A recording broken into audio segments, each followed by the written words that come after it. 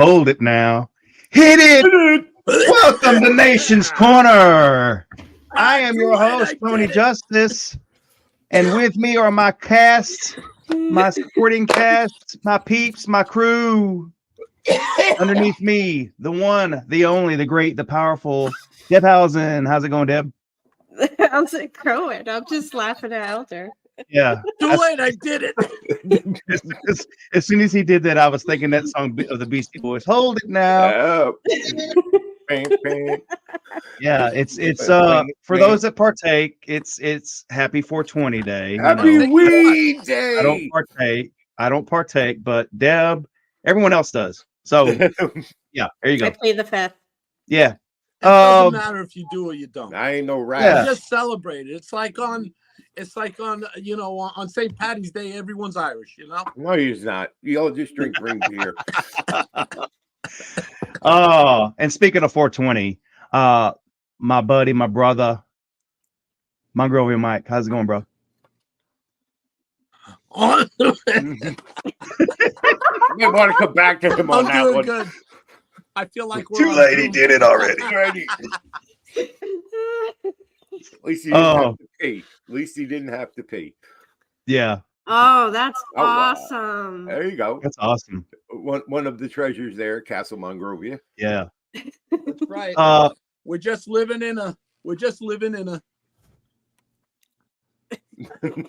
Cool.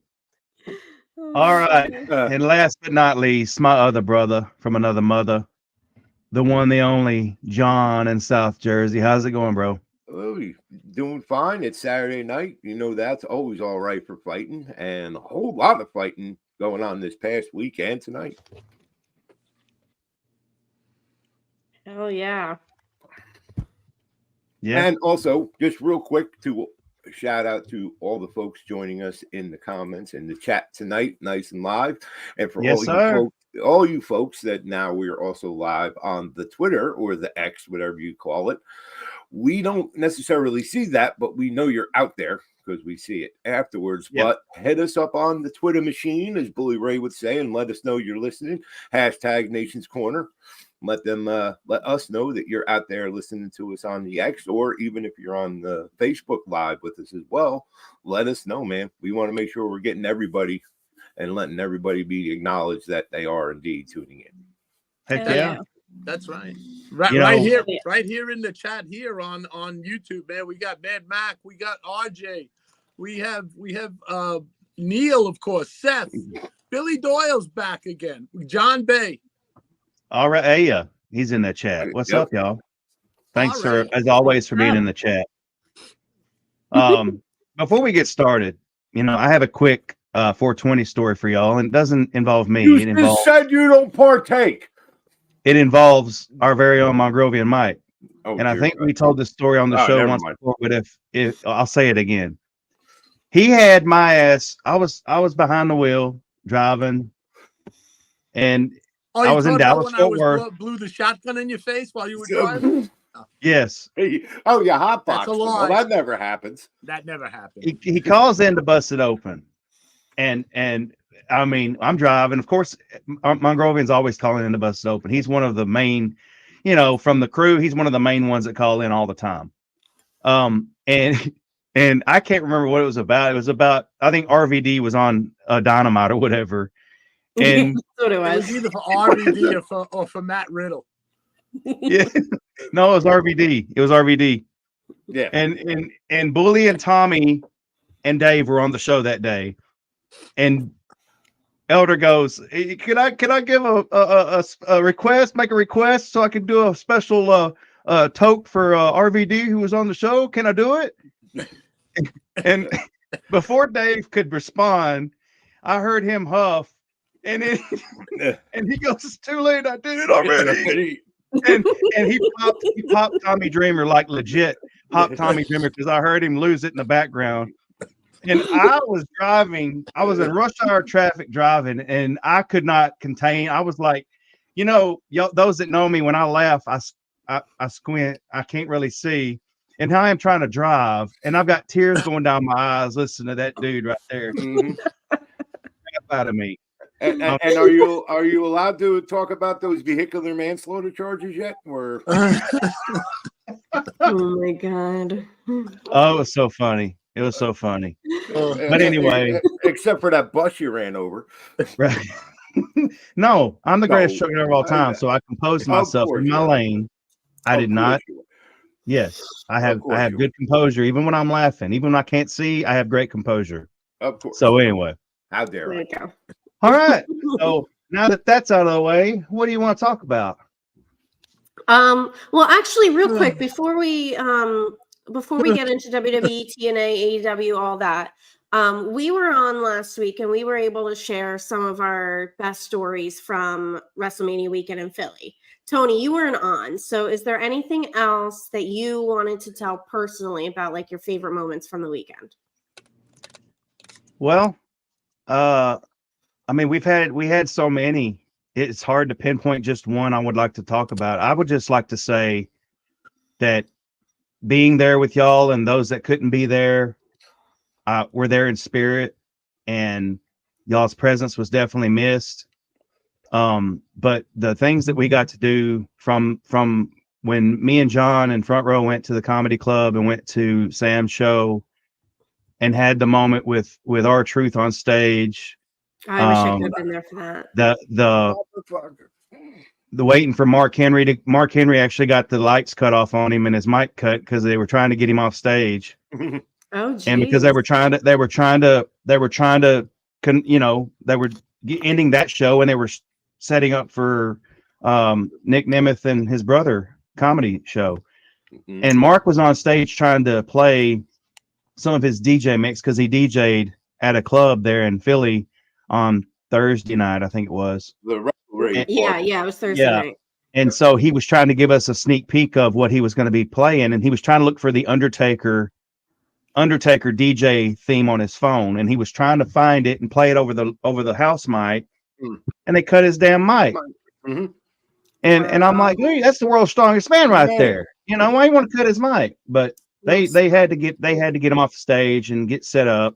And I hollered at him, and he looked and he saw him, and he came down and he shook my hand. He's like, I'm coming around. So we all went, me and John went around, and Front Row went around to the side door, and Mark was right there. And the freaking staff of that place wouldn't let us stay there and say hi to Mark. They ran us out basically. Wow. And so, but we got to see Mark. We got to see him at the Masters class. We got to see him at the party. Mm-hmm. The acknowledgement from Mark Henry at the party in the ECW arena about our group, about our show. Yeah. Getting that acknowledgement from Mark Henry himself, and then Dave having us stand up. And I mean, we're no better than anybody else, but to get that acknowledgement from them meant the world to me. I know it did to y'all too, but it's like we've come a long way from, where we used to be to now. And we couldn't do it without the people that are in the chat right now and the people that have supported us all these years. So, I mean, that acknowledgement was not just for us. It was from all of y'all too. All of y'all in the chat that support us. And the reason why we do this show, it's not to be busted open. It's not to be better than busted open. It's to have that little do our part in the nation, and so we're a supporting cast, and I'm happy with that. We'll always be a supporting cast. I'm happy with that. But the connections that we've made within this group with each other, and having each other to hold on to at different times in our life. I know Chad is going through some stuff right now, and we want to send well wishes to Chad. But what Elder just went through, what Mongrovian Mike just went through, we were there with him in spirit. What John went through, we were there with him in spirit. So it's just it's a testament to what we are as brothers and sisters and as a family.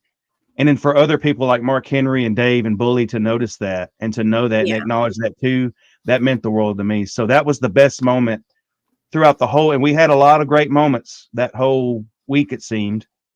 But that was one of my favorites, was that. And then just getting to hang out with Bully at the Wicked Wolf That was a fun night.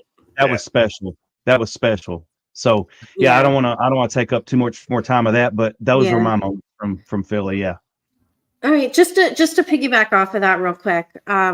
You know, we had a bunch of conversations with people in Philly about our show and just us as a group and being friends. And I think it's kind of cool and kind of special that, you know, we've been a group for 4 years now, and we have this core group that have gotten really close as friends. We talk to each other every day, not just about wrestling, but our lives, family stuff. I don't tell you shit. We've just grown to be really close friends. And it's cool that, like, when any of us go to events, you know, we have kind of like a network of people that we love running into at various shows, people that we interact with online frequently, that we love actually being able to see them once in a while at shows. But we have this core group of us that have just grown really close. And what we do here on the show, like, we don't care about being like some big podcast. We don't do, like, you know, single show. No recaps. No recaps. Yeah, we kind of decided to not go that route in doing just a recap show. Like there's so many people that do, you know, recap shows after Monday Night Raw or after NXT, after Dynamite. And we kind of decided just to take our normal conversations that we have with each other on Zoom and just kind of take that to our show. And I think we've carved out a little niche for ourselves, and it's pretty cool.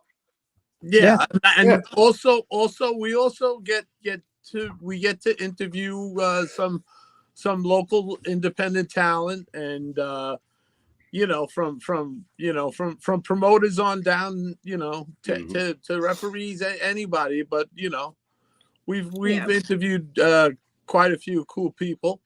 And, a bunch recently. So go back on, after we're done with this, go back on our YouTube to some of the recent videos. And Mongrovian, you and John did just an interview with Vita Von Star.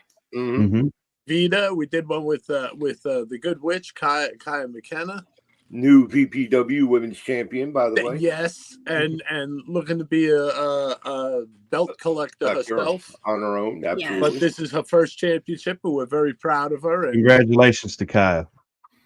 Very awesome, and that's an awesome promotion. If you're ever out in the island for VPW, hit me up.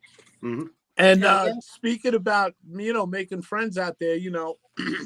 Just want to shout out a happy birthday to was his birthday yesterday. Everybody sees him at the shows and at the conventions. The Dusty Rhodes cosplayer guy. That is Mike Raimondi. And he is a super cool dude, and he does all of this stuff for the fans of Dusty. He donates a lot of his time and he raises a lot of money for the Dusty Foundation, and he's a super cool dude. And happy birthday, bro! Yeah, it was so good to get to meet him. The Macho verse. Oh yeah. It was so good to get to meet Mike and his buddy, the Macho Man. I didn't get his real name, but those two guys were cool. They were there at the Wicked Wolf when we were there. I mean, it is so striking how much Mike, or Big Dust is what I call him. It's so striking how much he resembles Dusty Rhodes, and how his mannerisms, his voice, he's spot on with that. And Cody's actually acknowledged him at a show. He's actually had interactions with Dust and Cody, Teal, I think. So that guy he's the real deal, man. And if you haven't met him, he's a real friendly guy, man. I love that dude. And I just met him one time. So shout out to Mike. Yeah, Mike is super cool. And at the last big event, John, remember when I bombed their little video shoot? I didn't realize. I was like, "Hey, Dusty, what's up?" And the Macho verse was like, "Oh, the disrespect." Why? Man. It's a crazy old man with the cane. Just let him wait. He'll be done in a second. We'll edit it in post. All right, let's. You want to get into some WWE for the week? Yeah. What We'll start with what's that. going on in WWE? Tell me, Deb. Tell me. So we've got some interesting things happening. Last week we talked about Tama Tonga debuting, which was really awesome.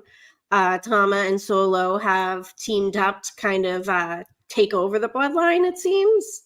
And on SmackDown last night, we saw Tama kicking the shit out of Kevin Owens. Wrecking automobiles, driving through backyards, knocking down mailboxes, making Kevin Owens a bloody, leaky mess.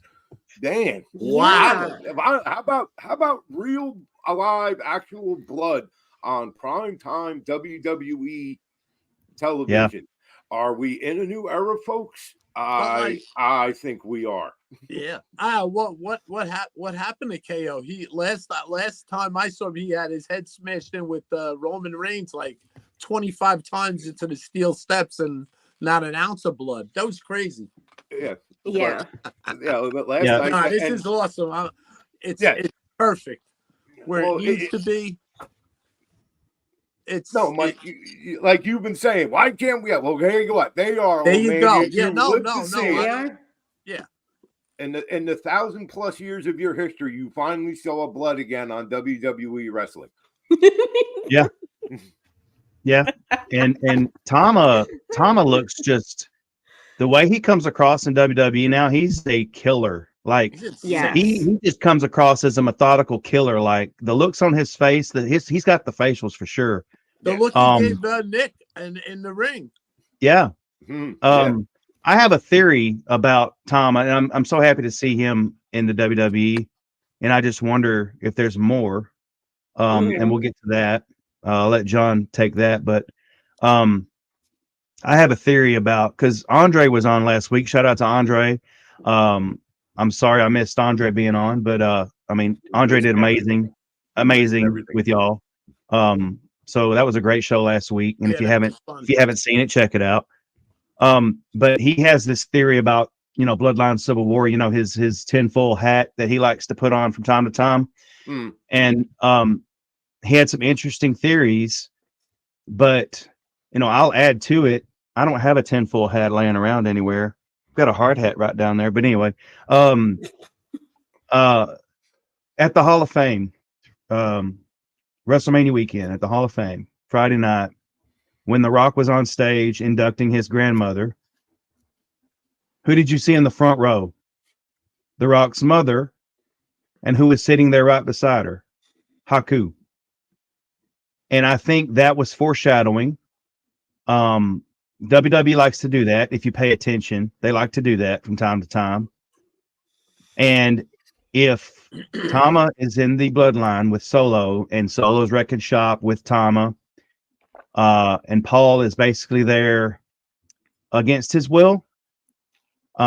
He's still trying to cut promos and stuff, but his voice is very shaky. If you noticed last night on SmackDown when he was acknowledging, his fingers was shaking. He was shaking. And I think it's going to come down. I don't know how long Roman's going to be out, but I think it's going to come down to Tama and Solo trying to beat down Paul Heyman, and Roman's going to come to Paul's rescue. And then it's going to set up The Rock being over that version of the bloodline with Tama and Solo. And then you have on the other side, you have of Roman Reigns, the tribal chief with Paul back with him. And then you're going to have Jimmy Uso and a returning Jey Uso to the bloodline, but it's going to be the face part of the bloodline, the good guys. And you're going to have the reuniting of the Usos. So that leaves room for more additions to this version of the bloodline we're seeing now. And John, take it away, because we had some discussion before. Yeah, we had some discussion before the show, and right now it seems like that they're starting to at least lay the foundation if and when it exactly comes through, that you're looking at a bloodline civil war that Andre talked about last week. You now have changing of roles, addition by subtraction. You have Tama Tonga now moving in legitimately as the silent assassin enforcer that Solo was. We saw a very different Solo last night, as RA in the chat pointed out, wearing the chain similar to the final boss, The Rock. Solo in somewhat of a suit and all that. And speaking, I think Solo spoke more last night than he has in the 2 previous years he's been part of the bloodline. So you're absolutely seeing, in the absence of Roman, in the absence of The Rock, that other characters and players in the bloodline are now getting put forth into this role. And what do we have? Neil brought it up in the chat as well. You have Tomomoa, you have Hikuleo, Haku's son. You have the other Fatus. You have Jacob, Zilla, and the third one that escapes my mind right now. But listen, folks, that just because Roman isn't there or The Rock isn't there doesn't mean that the bloodline is going anywhere. That just what they showed in that family tree graphic, you could put 2 more up with all the fringe families that are still part of the Samoan dynasty. And the most important part of it to me with it, of course, the glue that holds it all together is Paul Heyman, the Hall of Famer. Yeah. You saw, I'm sorry, if you're not a wrestler, I don't care how many matches you watch, I don't care how many, watch Paul Heyman. You want to learn how to register, how to sell, how to just get over, you watch Paul Heyman. What did you see last night? You saw an older Jewish man who, yes, he's a Hall of Famer, but he was scared shitless last night with those 2. Yeah. He had no clue what the F am I going to do about this? And like you said, Tony, the shaking of the hand when he put the 1 up, you could visibly see his other hand there just hanging out, but shaking. Because obviously this man is terrified. He has no idea. This is something that he's not used to.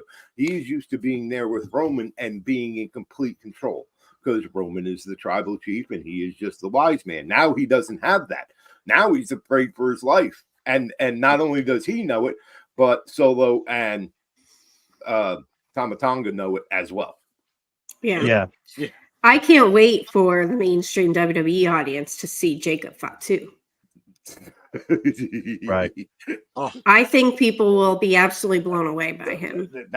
People that aren't already familiar with him. Right. Yeah. I hope we get the pure 100% Samoan werewolf. I really do. Yeah. I don't know how much is actually going to transfer over, but I do hope we get at least if we get 90% of it, I'll be good. When people in the front row see that big Samoan doing a somersault over the top rope out towards them, and they start fearing for their lives like it's a tidal wave heading their way. Yes, so athletic, like he's got another. Like you talk about. All right, so Kevin Owens is deceptively athletic. Same thing with Sami Zayn. Mm-hmm. Yeah. Both of them. Like Sami Zayn has the dad bod. He has the ultimate dad bod. He's got like the beard. He's just like, hey, I'm wearing a t-shirt today and that's it, just like a regular guy. The regular guy look. That's what the regular guy. I have my I have my short sleeve pajama tops at home.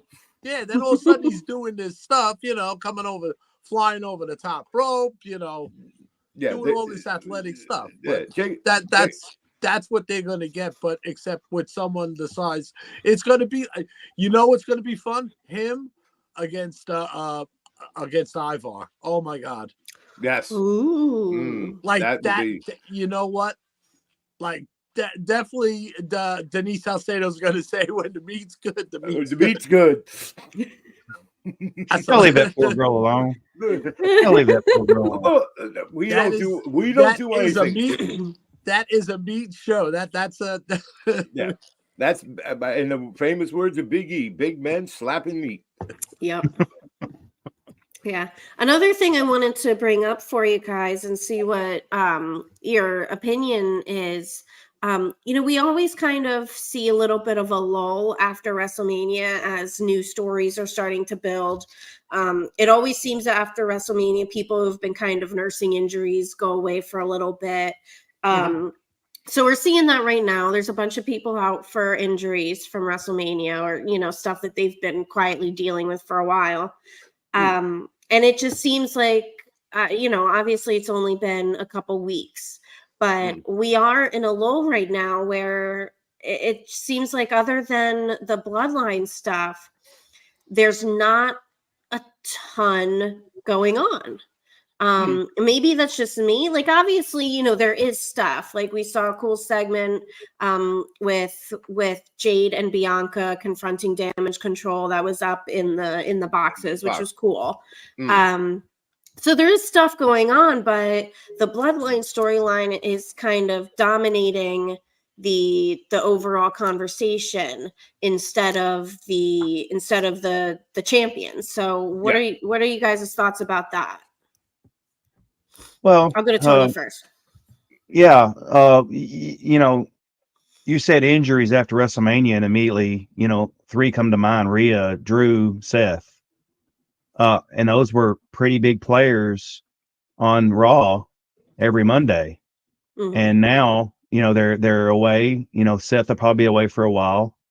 Because Seth was dealing with injuries leading up to WrestleMania. Yeah. I mean, but the one injury that got me was Rhea. Like, that was unfortunate because her performance at WrestleMania, defending that title, and how much of a badass champion she's been, for her to just, and no one was ready for her to lose it yet. No. That stung. Drew, him winning, him beating Seth, and then Damian cashing in on him. That was interesting. I didn't see that happening like that, but that was interesting. But yeah, Drew even Drew's level of heel now within the WWE is amazing. He is up. I mean, I didn't even know he could be this good, to be honest with y'all. And so he's going to be missed. But yeah, I mean, the bloodline story, and now that Roman and The Rock are both out for an indefinite amount of time, you don't even know when Roman's going to come back. You'd think The Rock's going to come back closer to a big pay-per-view like SummerSlam or possibly the lead up to WrestleMania, but or Survivor Series if this whole bloodline civil war plays out the way we were talking about. But the bloodline has to carry, like they've done for how many years now? 3 years. It's just going to keep on rolling. It's just going to keep on rolling and keep on building, keeping on with the story, having additions to the story, making it, interesting every week. You're going to have something happen where it's going to keep you glued to it. You're going to have peppering in Roman over time. He's not going to be there full time, but he's going to be peppered in from time to time. I think I read he's filming a movie right now. I don't know that to be a fact, but yeah, I can't wait for all this stuff with the bloodline to play out. But as far as the other side, like Cody just won the championship, just finished his story. Now his next title defense is AJ Styles at Backlash. A little Bullet Club on Bullet Club crime. Yeah. So after that, what's next for Cody? Yeah. Cody's got to, he's in the UK right now.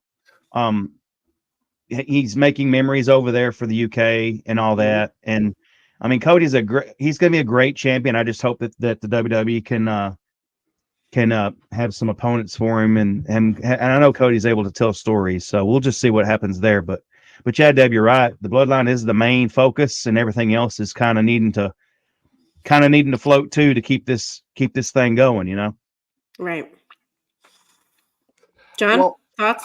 A few. Number one, then Tony just mentioned it, but you got to remember last night, especially SmackDown, there were no real normal big names that we see on it because they are in the midst. I believe tonight's the last night of a mini UK tour, so you had no Cody, you had none of the, none of the players that have been basically the staple of TV the past 2-3 months, and especially leading up to and right after WrestleMania. And to be honest, I'm not mad at that.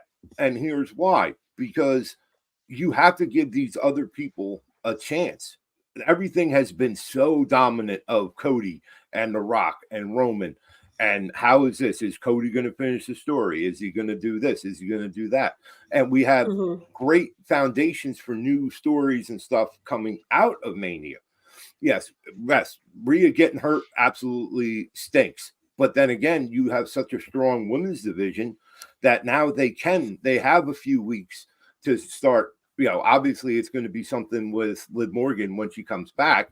But you can see who else is going to step up. Same thing with the men. Yes, we have AJ taking on Cody coming up at some point.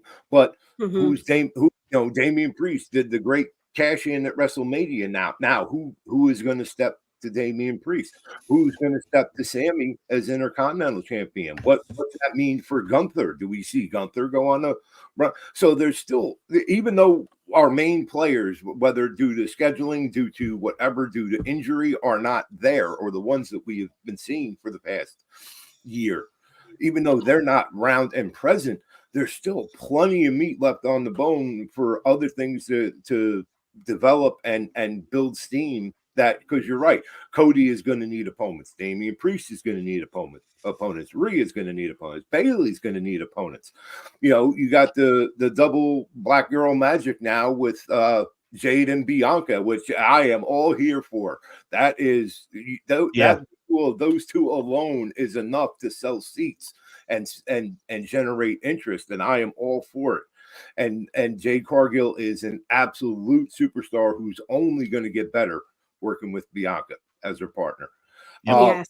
But we're seeing so many other little cool things. Monday Night Raw, they followed Jimmy all the way out. I mean, he like left the building out. And who's out there with him? Sami Zayn. And he gives you that quick little great story about the first wrestling match he ever went to in this building. And then they followed him all the way back through the crowd. That was amazing. That was cool. That continuous shot thing they do from all the way in the back through Gorilla out to the crowd to the ring is the best thing that they have done. And we're seeing little things like that consistently. We're seeing that, instead of just doing a damage control, Bianca and Jade face off back there. No, let's do it up in the stands. You know, when was the last? It's been Attitude Era since we've seen anything like that. So it's, so yes, the main people aren't there, and the story seemed to have slacked off a bit, but there is absolutely no lack of anything going on not to keep us interested and tuned in every Monday and Friday night. Right. And Mongrovian, we have John Bay in the chat that asked about, the new tag belts. We saw the new tag belts for Miz and Truth. And now we saw the new tag belts for Austin Theory and Grayson Waller. What do you think about them? I think they're all looking classic. I even thought that when Seth got, when Seth won the WWE championship, I thought that was a beautiful looking belt. It was just that they were trying to make it sound like it had heritage, but I think all the belts that they've been designing now, and we could call them belts and titles, it doesn't matter to me really. They look classic to me. They have a classy look, not just that giant. I don't mind. I guess there's one of them that's the Universal still has the giant WWE on it, but it still looks a little. They made it look a little way nicer. A lot more. Yeah. Yeah. So do you think that means that Cody's getting a new belt as well? I certainly believe so. And damn it, they teased it enough. I think so. And that's why too, like you were saying also too before about the lull in the storytelling. Yeah, it's giving some people a break because they've been really busting their asses, Seth, I bust his chops, I bust that character's chops a lot. You know what I mean? Yeah. But I mean that right there is the MVP probably of the WrestleMania. I mean, everything he did, you know, he's definitely in the running for MVP. That's for sure. Yeah.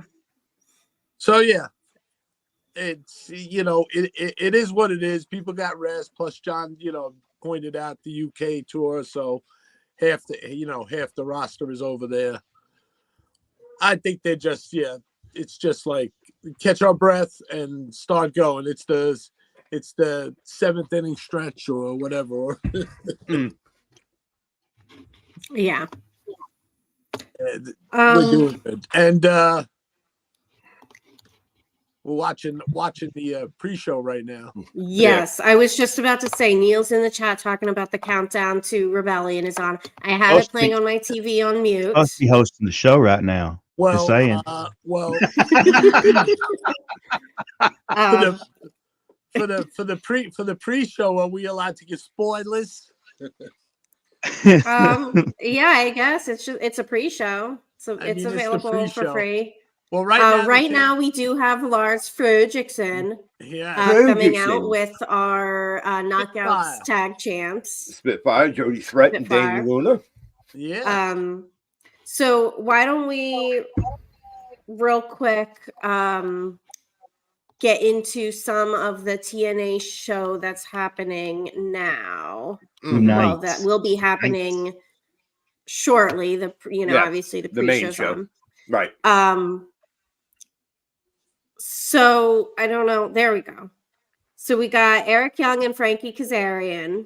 Full Metal Mayhem. This one is going to be, dude, these guys are going to beat the hell out of each other. And they know and respect each other, and that's fantastic. That's exactly what a Full Metal Mayhem should be. And for those not familiar with that, that's basically a no holds barred, all weapons type of anything goes match that TNA runs. Especially when they're doing good, strong blood feud type of stuff between wrestlers. They always usually wind up or have somewhere along the way a Full Metal Mayhem match. It's all the things you know and love. It's the kendo sticks and tables and ladders and chairs, and trash cans and all over. And if you want a very great example of them, even before they called them that, they called them Monsters Ball. Look at any old episodes of TNA with PCO and Abyss and Monsters Ball matches, but you'll get the idea. So that's going to be absolutely a good one. Now, this next one, Deb, though, I am very interested in. And why? Because now I know it's wrestling and anything, you can always bend. Jake Something is not a cruiserweight. Jake Something is not a small, lightweight guy that the X Division basically was built and designed off of. Now, I think it's very cool that Mustafa Ali has, come to TNA and become their X Division champion and everything. And finally, we're seeing some of that potential that was wasted in WWE, but that's cool. But that's a big man to be. And yes, and I know people are yelling in the chat. Yes, I know that Samoa Joe is a former X Division champion and he is far from a typical X Division wrestler. I understand, but that one doesn't quite make a lot of sense, but it's going to be a great match. So yeah, and I don't see Ali losing to him, but no. Again, an interesting match and some of the stuff that we've come to expect from TNA. We'll go to this one. Yeah.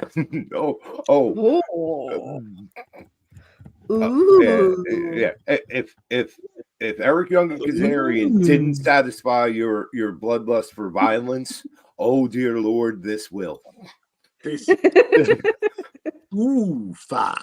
Yeah. Yes. The walking weapon, Josh Alexander, and a new TNA edition, Alex Hammerstone, and a last man standing match. I don't have to tell you a whole lot about this to sell it. Two guys are gonna go in there and beat the hell out of each other till one of them can't get up. It's gonna be awesome. Yeah, and what I really like about it, This has nothing to do with the title or title implications or anything. It's just, like I said, two dudes. I'm going to punch you in the face. You're going to punch me in the face. And we're going to go and do this until one of us can't do it anymore. And it's going to be a very physical, hard-hitting match. Period. It's that's going to be insane. That's just going to be that's more meat slapping meat, and the meat's good. The meat's good. The meat's good. The meat's good. Yeah. It's, and of course, because it is, and it's good. What is it that Gorilla says about Andre and Hulk? That's what's the same kind of thing that the immovable force, the immovable object. Immovable force meeting the immovable object. Yes. Yeah, there you go. Okay, and we'll continue on with this because now we cannot forget probably the shiniest part of the TNA roster. Of course, we are talking about the knockouts. And in this case, look at that. Now, this is, I have so many things on this, but I'll keep it brief. Of course, you have the Knockouts champion, the Juggernaut, Jordan Grace. But look who this is over here that's challenging. Who's like Steph? Yeah, that's Steph DeLander. GCW hardcore queen. Steph DeLander. Mance Warner's girlfriend, the big-titted bimbo, that one. and in typical Steph DeLander fashion, if you know her or are a fan or seen her work, especially in GCW and a lot of the independents, she kind of backdoored and snuck her way into this title fight. But I think the Jordan's got her hands full with this.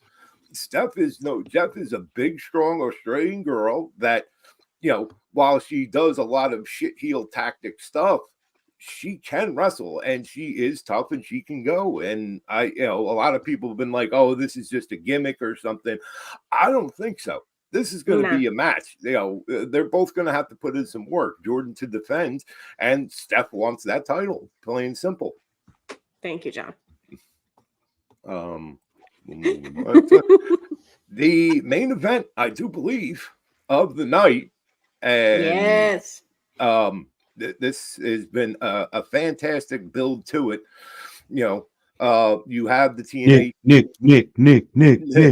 Moose, and of course Busted Open's favorite new son and friend of the nation, Nick Nemeth, going up for his title, and he's a funny guy, I hear. And a very funny guy and entertaining, but also, he likes the heavy metal. I said something like that. Yeah, apparently, and apparently he doesn't watch much wrestling either. Yeah, that's what he says. He says he doesn't watch much. I think that's a work, but if people want to believe it, let them.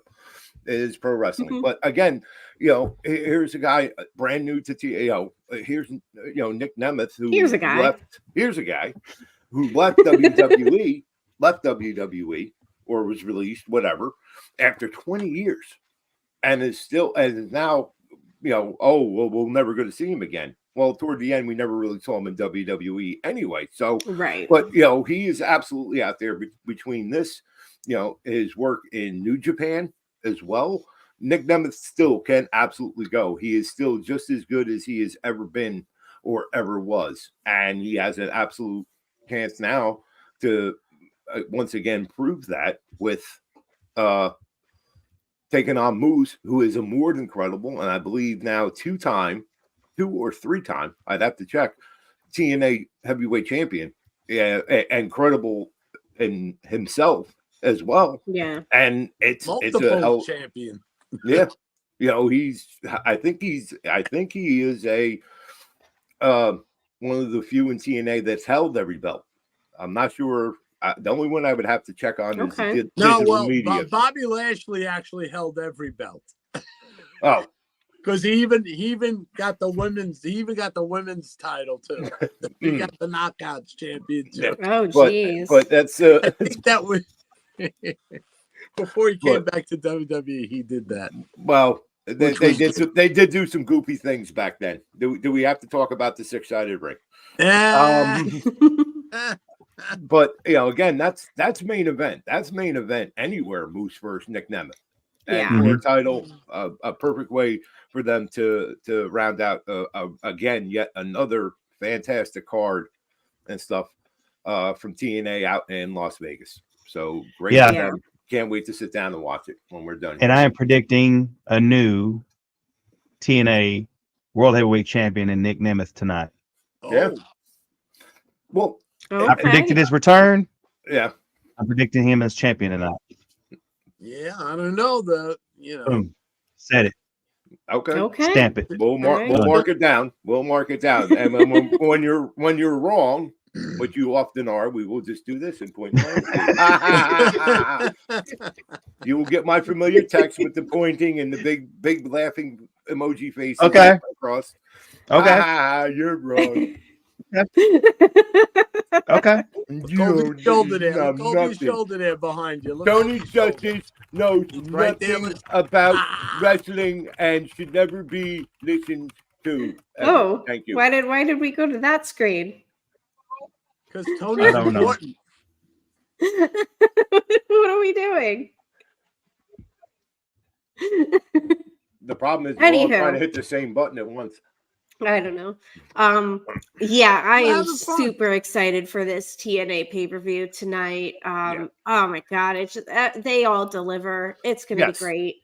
Yes, absolutely. And as I am often said and still stand by, if you're not watching or paying attention to TNA wrestling, simply you're wrong, and you need to correct that. They have that. Yes, absolutely. Even with the sudden departure of Scott D'Amore as the head and the main guy at TNA, especially in ring and everything else, they have lost zero steam. You know, feel about it how you want, but the product has not suffered the one slightest bit with Scott D'Amore's departure. So absolutely, folks, you know, they're easy enough to get access to through their new TNA app, through YouTube. You should be making it part of your weekly watching. Oh yeah, I agree. And these ladies are beating the crap out of each other. Yeah. Well, I want to hit on AEW real quick before we have to. Yeah, let's go through. I heard that. Let's go through Dynasty. Yes, that's happening tomorrow. Why can't we just do the Tony Khan? It's going to be a great card. We have great matches up. We're so we put a lot of time. Well, that's all true. That's all true. It's just going to be great because we have a great roster and great wrestlers. Can I just say it'll evolve? It involves TNA and AEW. That can we just give a shout out to the two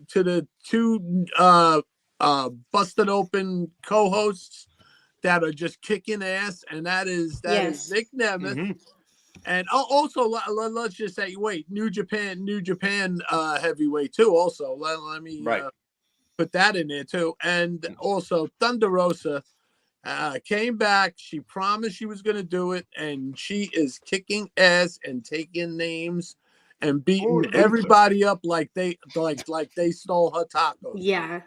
Poor Luther. Poor Luther. I don't know what she was. She was in a channel and something there, but she really knocked him on his ass, man. That is, I think everyone agrees. Is that everyone's yeet of the week? Absolutely. Yes. Please, is Luther, pay back the money you owe her. I mean, that is yeet of the week for sure. Absolutely. Yeah. Oh, and how awesome is that graphic too? Right. That is badass. Yeah. Cool. Yeah. So good luck to Nick Nemeth tonight, and good luck to Thunder Rosa at Dynasty, and Yep. We might let's see if we got some new champs on Busted Open next week. Hell yeah. Right. All right. Good half. I personally think Toni Storm is gonna be keeping it. She'll go. I don't know. I just have a feeling. that we're not seeing and new. Okay. All right. I beg to differ only because Toni Storm is obviously, or and I won't even argue, Toni Storm is the best thing in AEW right now, bar none. Yeah. And she doesn't even need a belt to continue to be that she doesn't. engaging or entertaining Okay. or anything like that. So that is why, exactly. That's why you could have her keep going. You keep going. If she loses the belt, like, it's not going to hurt her character any, because she's delusional anyway. So she'll just, she's going to demand a rewrite, or whatever. She will have to have word with the production department or some wacky stuff and start throwing shoes. Yeah, she's just going to cut. We need to. All right. Do you want to go list by list on this, Deb, or we just want to? Yeah, we could just quick run through them. Okay. Just the big matches, obviously not. Right. Yeah. I think. Oh yes. So That's going to be the I think this week on Dynamite was, certain storylines got a really big spotlight this week on Dynamite. I will say. I think there are certain storylines that are really coming along nicely in AEW, and just if you're not paying attention, you might miss some great stuff. Yeah, absolutely, true. And we discussed it previously, both on air and off air, about AEW is seemingly kicking, scratching, and clawing, but they're starting to move towards that. They're definitely making strides that it's not just matches for the sake of matches, which is cool. But again, we need a reason why we're interested in this. Yes, we know it's a great match because it's two great wrestlers, but why are we interested? Why are we interested in it this time? And that's and Danielson and Ospreay doesn't have a whole lot of story other than what they basically said. It's two of the best wrestlers in the world fighting it out to see who is the best wrestler. Yeah. That'd be good. It's one of my early candidates for match of the night, and I will do this. This is my second one. And just because because of the people involved, no real story to this, no nothing, but it's the fucking Rainmaker Kazuchika Okada against the Bastard Pac. And again, this is going to be a style that they both do and like to work. Okada fully is going to work his familiar Japanese strong style in this, and Pac is going to work his familiar British strong style. Ironically, in this match, John, I understand Okada's English better than Pac's English. And Pac's English. Well, that's the King's English, and we don't speak that here. Who won the war? That's a weird thing. I just thought of it like, and if it wasn't for us packing, all the rest of them be speaking German. It's not a shot. I mean, I've seen a Judas Priest documentary where they're interviewing Ian Hill, the bass player from Judas Priest, and they actually had to put like underneath. They had to subtitles. Put subtitles. Yeah, they had to put subtitles. Like I said, though, who won the war? If it wasn't for us, they all be speaking German. Yeah.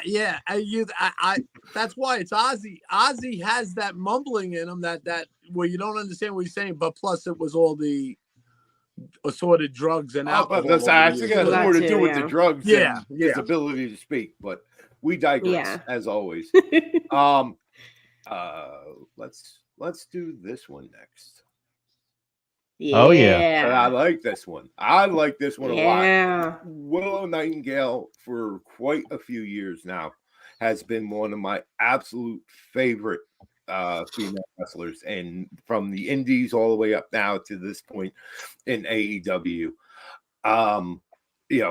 And she is so good in the ring. And again, she's one of these types that you don't think that she can be as athletic, as physical as anything else. But she is, and she is that good, and she absolutely kills it every time in the ring. And I'm sorry, blonde witch over here, whatever, she got her hands full. She absolutely has her hands full. Yeah, I adore both of them. I think Julia has come such a long way. I know I mention it all the time. Willow Brown girl, just though. did an episode of Talk is Jericho that was really, really awesome. I highly recommend going and listening to it if you didn't get a chance. And she's just so amazing. She's got her entrance. There you go. Yeah, she's got her entrance down. I mean, she's got a killer entrance. No, she does not have her entrance down. Huh? She does not. She is not only 14. She's like 23 or 24 now. Yeah. She just got married like a few months ago. Yeah. No, she was stuck in that cheerleader gimmick, and then she was doing the I'm blind from the mess and all that. And no, they turned it into something good. So they turned it into something fantastic with her, and it is great. But no, Willow does not have her entrance down. Because here's my weekly rant of the week. God damn it. Every time you bring Willow to the ring, I know. You have to have Caprice Coleman and Ian Riccaboni wrapping her to the ring. I will not accept anything else. I submit my reality and reject yours. Thank you. No, it's true. It's true. And while we're at it, Dalton Castle without the boys, that's a little bit of bullshit right there. That's for another show, unfortunately. Okay. But anyway. we'll get to this one. We'll get to this one next. And of course, this is the one that everyone is talking about for this, and rightfully so. It's the main event, and it is for the AEW World Championship, current champion Samoa Joe against Swerve Strickland. Swerve. Is this the one? Are we all going to be doing the Prince Nana dance at the end? I'll be doing it at my brother-in-law's house here in a little while, the Swerve dance. Okay. I'll get it on video. You swerve when you drive and swerve when you get pulled over for that shit in some counties. I'm just letting you know that. Yeah. I'm not saying you shouldn't do it. To bust it open and do another bong rip and make you drive off, make you swerve. Okay. I have probably an unpopular take. It's not a hot take, but it might be an unpopular one. At the end of the match, and still AEW World Champion Samoa Joe. Okay. And my only basis for this is Swerve has kind of, and I don't like to draw parallels between the two companies, but Swerve has been on his version of Hard Times. This guy has done a whole lot with a whole lot of top wrestlers in AEW. And as Joe pointed out in the promo he did, the backstage with Renee on Wednesday night, Swerve chokes. He can't get it done. And you can't, and Joe rightfully so was saying, dude, I'm the AEW World Champion, and you haven't been in with me as champion. You couldn't beat those other guys when you had shots. What makes you think you can beat me? And it's just that little seed of doubt that you could tell with Swerve. I still think the hard times for Swerve Strickland are not done yet. Okay. Okay. I'm with you on that. Joe's been credible on that. Joe is Joe might not have been the quote unquote popular choice for champion, especially coming off of MJF, because no one probably would be. But it's something that I've known for 20 odd years of knowing Samoa Joe and being a fan of his. Joe is fucking legit. Joe is legit in the ring. Joe is legit on the mic. Joe is more than legit as a champion. And he's been literally a champion everywhere. Is he too legit to quit? Absolutely. Cool. WWE tried to make him quit once. And what did he do? He went to AEW. Now he's their champion. So, and Joe doesn't get the credit I think he deserves for that part, but that's just me. All right. But I have one other match that didn't make the graphic, and it's my and obvious for obvious reasons. If you look at my shirt, why it's my favorite match of the night, and that is the 6-man match, which is the House of Black, Brody King, Malachi Black, and Buddy Matthews against the team of the Rated R Superstar Adam Copeland, Eddie Kingston, and my man from Sandy Fork, by God, Delaware, the new Ring of Honor World Champion, Mark Briscoe. And the best part that sold me on this match, besides the fact of the people involved, is the promo they did backstage at the Ring of Honor Supercard show when right after Mark won the title, of Eddie and Mark sitting there drinking a beer afterwards, and Eddie looking at the camera and saying, House of Black, what kind of chance do you have? Me and this man love and respect each other, and we just beat the living shit out of each other. We don't like or respect you. What do you think we're going to do to you? And I was like, I'm sold. I'm in, because that's going to be a hell of a match. That is a legit, not quite legit, but as close to an old school Ring of Honor match that you're going to see. Brody King, absolutely an animal and just an overall bad dude. Buddy Matthews, Malachi Black, the same thing. All the players involved. This is going to be a fantastic match. And again, other than that, the fact that the House of Black made the stupid mistake of picking a fight with Mark Briscoe, there's no other story to it, and there doesn't have to be. These are just going to be beating the hell out of each other. Yeah. Well, it's awesome. Yeah, awesome. As I understand, Rebellion has just started, so I think we will go ahead and we will end it here. Mongrovian, how can people find you on the socials? Well, right now you should be hand over your heart. DJ Ashbod is playing the National Anthem, Spangled Banner. Okay, it's guitar. That's a sick looking guitar. That is pretty awesome. Mike, let's go. I'm ready to go. I didn't have to pay. John, how can people find you on the socials? Like it says on the screen there, at Twisted Metal Fab on the IG and the Twitter /X. And as always, thanks, Deb.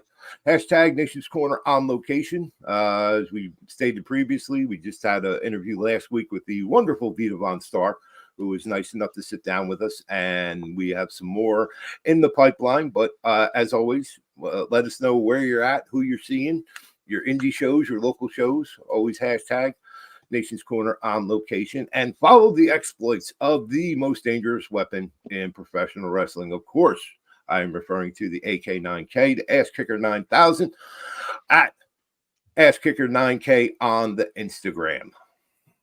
Cool. Yeah. Deb, how can people find you on the socials?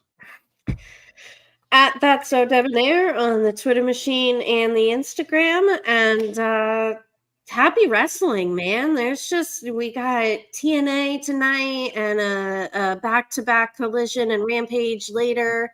Collision will be on now and Rampage will be on later. I'll catch up on that tomorrow morning. And then of course Dynasty tomorrow night, and then Raw, and then it just keeps going and going and going and going. So happy wrestling. Train keeps rolling all night long. I'm Tony Justice, AJFA. And if you're a Metallica fan, like I know all of us are, you know what that means. Enjoy TNA Rebellion. Enjoy all the wrestling tonight. Enjoy Dynasty. And we will catch you all on the flip.